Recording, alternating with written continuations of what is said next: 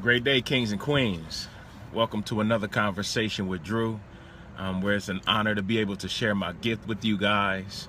You know, the knowledge and wisdom and understanding of God, for this is a thankful Thursday.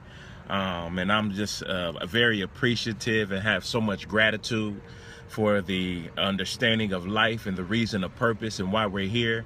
You know, to be able to have a magnificent life, a wonderful life, a life of bliss, a life of abundance, you know, a life of true wealth, you know, a life of prosperity, to be able to go into this world and be effective with our gifts.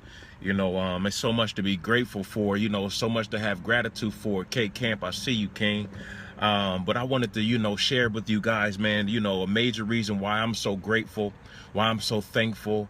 Man, you know, the OG reminded me, as K Camp called him, you know, about yesterday, about the summer of 2005, and it was just so amazing. You know, I was just coming back from college, man, just really, you know, looking to find myself. And you know, my best friend and I and this other guy, you know, we took this trip to Jackson, Ohio, and my best friend was, you know, he was set up, you know, in this drug transaction, and it was just so crazy, man, that, you know, looking back at it all, you know, on our way down there, man, we got to really start paying attention to the signs on our way down there, right?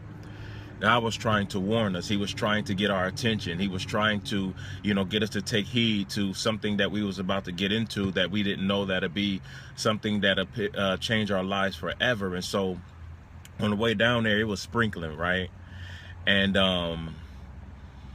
all of a sudden, like, it just starts storming. I mean, literally starts storming, coming out of nowhere. Like, and a driver, he ended up swerving, right? And basically swerving off the road. I'm in the back seat. I basically yelled to the front, like, man, you need me to drive? He like, no, it's okay, I got it. I mean, like, it was, I'm talking about like rain like I've never seen. Like, it was like a tsunami, right? I mean, not a tsunami, but a hurricane.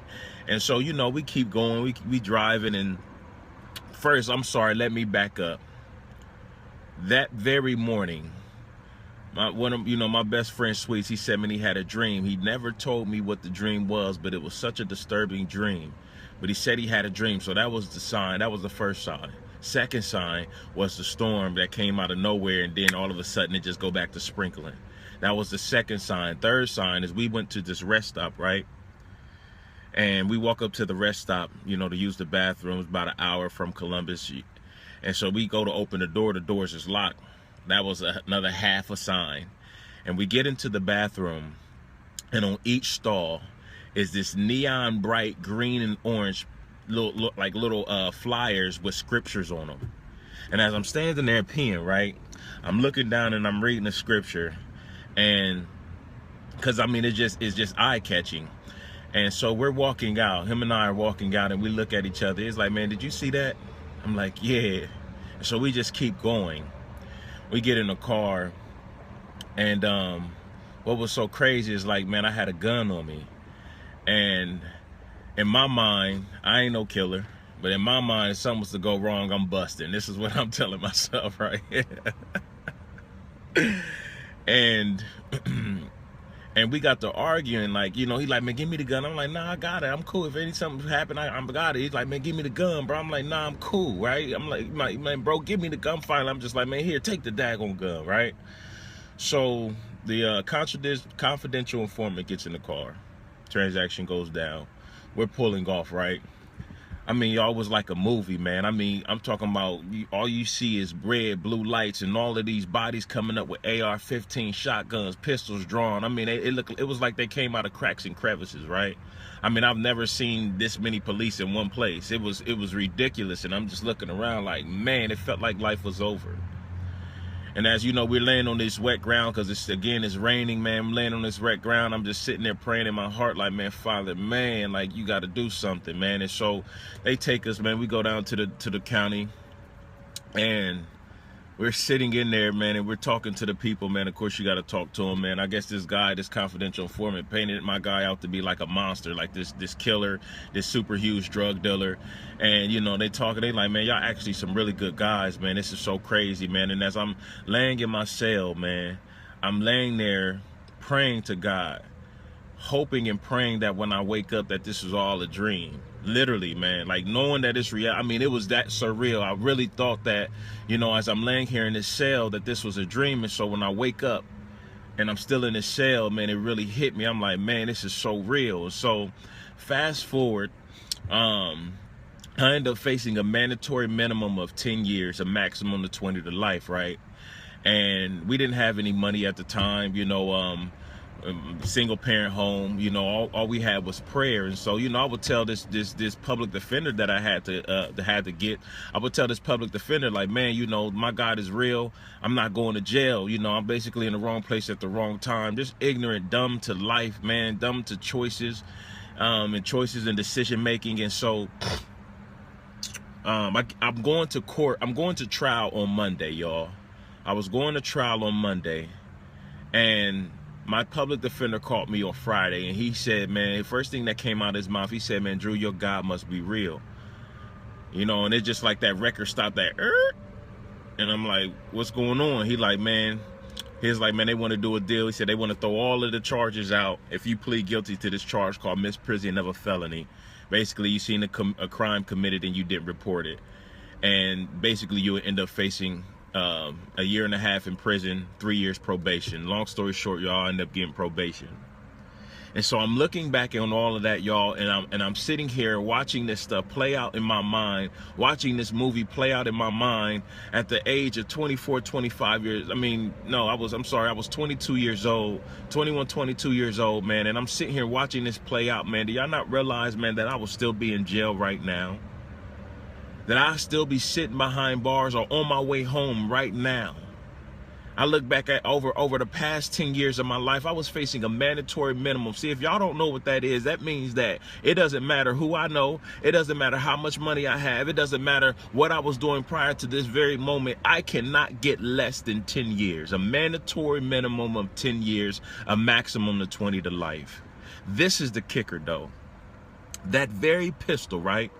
That very pistol that I had on me. This is what's so crazy, right? My brother ended up calling me, man, about a year or so later, and they was like, man, they was trying to charge him with murder. I'm like, what are you talking about? He said, man, that gun that we had, man, he said that gun had 2 bodies on it. I'm like, wow. He like, yeah, bro. He said the only reason why they couldn't charge me with murder, he said, is because I was in prison at the time. Man, if y'all don't believe that God is real, y'all out here faking.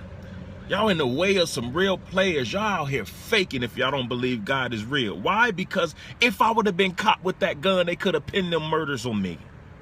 I would still be in jail for the rest of my life right now, man.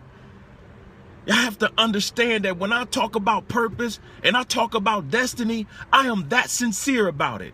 I am that authentic about it. Man, I could still be in jail facing a life sentence right now if that pistol would have been in my possession. But that argument that we had over that gun is the reason why I'm sitting here before you guys right now and blessing y'all with my life. That's why I go so hard, man. Because it's literally that real. God looked at me for whatever reason he put it in his heart for him to get that gun out of my possession. I am sitting before you guys right now when I couldn't have been.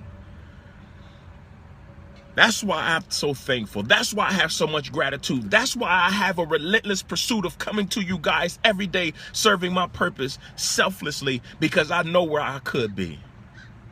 But I'm sitting here before you guys, blessing you guys with the truth, with the knowledge and the wisdom and understanding of God, sitting here serving my gift to you guys selflessly, because I know the importance of time. I know the importance of life.